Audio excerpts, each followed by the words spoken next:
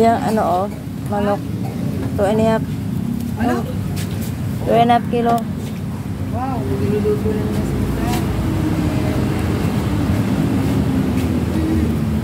Bago yan. Walang bago. Ito lang luma dito. Ay, walang bago. Si Gemma lang luma dito sa Kalayaan. Sana all. Ano bang halo ng ano, tinola? Ade, dahon sili. Dahon sili sa ayun ang papaya. Tanglad, bawang, sibuyas, luya. Ano yun dahil? Hindi, yung natitinda ng pandesal na wala. Pumunta daw kay Migos. Bakit? Bumibili na pandesal. Oo. Sakto 600 to ha.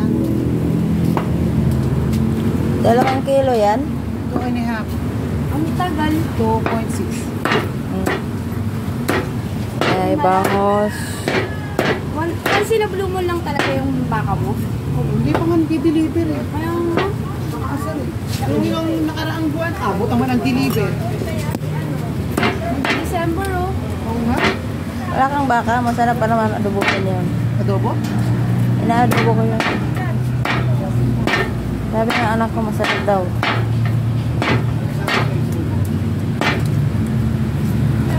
Sarap nito oh. So, libre kami ulam ngayon. Libre kayo ng ulam ngayon. Oo, basta magluto ako. Dinadala ko rin ang anak ko doon.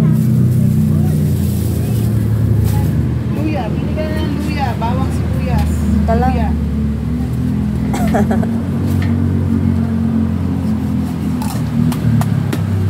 Tanglad. Lagi mo ng tanglad para sarap.